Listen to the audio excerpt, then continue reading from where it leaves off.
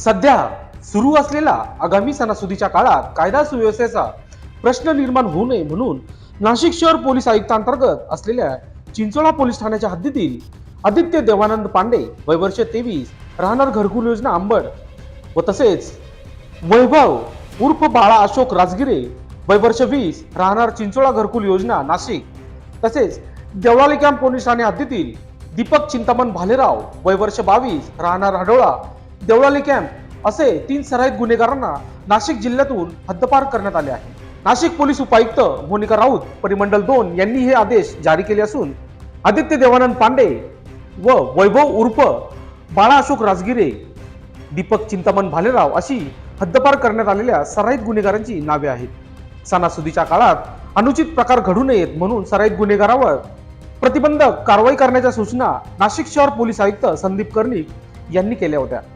त्याच अनुषंगाने अंबड घरकुल योजना चिंचोळा पोलीस ठाण्याच्या हद्दीतील आदित्य देवानंद पांडे वैभव उर्फ बाळा अशोक राजगिरे या दोघांवर खुनाचा प्रयत्न, बेकायदा शस्त्र बाळगणे, जमाव जमवून दहशत निर्माण करणे असे अनेक गंभीर गुन्हे दाखल आहेत। तसेच देवळाली कॅम्प पोलीस ठाणे हद्दीतील दीपक चिंतामण भालेराव याच्यावर दहशत निर्माण करणे, घातक हत्याराने गंभीर दुखापत करणे, मारहाण करणे असे गंभीर गुन्हे असून नाशिक पोलीस आयुक्त संदीप कर्णिक यांच्या मार्गदर्शनाखाली नाशिक पोलीस उपायुक्त परिमंडल 2च्या मोनिका राऊत, सहाय्यक पोलीस आयुक्त शेखर देशमुख, सहाय्यक पोलीस आयुक्त सचिन बारी यांनी ह्या 3 इसमांविरुद्ध महाराष्ट्र पोलीस अधिनियम कलम 56(1) अ ब अन्वये हद्दीपारीची कारवाई करून नाशिक जिल्ह्याबाहेर पाठविण्यात आले आहे।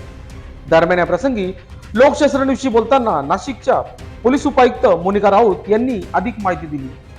नाशिक शहरातील कायदा व सुव्यवस्था अबाधित राहावी यासाठी परिमंडळ 2 अंतर्गत 3 गुन्हेगारांना तडीपार करण्यात आलेला आहे।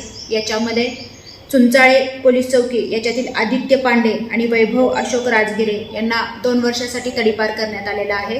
तसेच देवळाली कॅम्प पोलीस स्टेशन या ठिकाणी दीपक चिंतामण भालेराव याला देखील 1 वर्षासाठी तडीपार करण्यात आलेला आहे। सदर 3ही आरोपींवरती दुखापत करणे, मारहाण करणे, लोकांमध्ये भीती पसरवणे अशा प्रकारचे गुन्हे दाखल आहेत। त्याच्यामुळे शांतता व सुव्यवस्था अबाधित राहावी यासाठी 3ही सराईत गुन्हेगारांना तडीपार करण्यात आलेला आहे। नाशिक जिल्ह्याच्या बाहेर त्यांना सोडण्यात आलेलं आहे।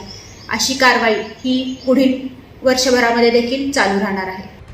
लोकशास्त्र न्यूजसाठी बंटी आढाव, नाशिक।